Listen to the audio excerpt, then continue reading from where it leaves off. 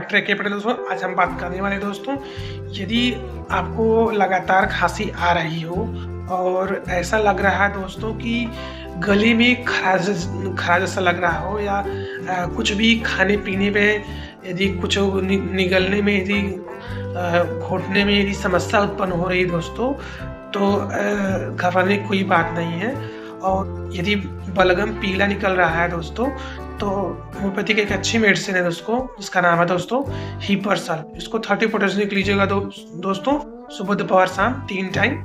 और यदि चैनल पर नया है दोस्तों, चैनल सब्सक्राइब कर लीजिए, बेल आइकन प्रेस कीजिए। अगले में मिलते हैं नेक्स्ट वीडियो में, तब तक के लिए धन्यवाद।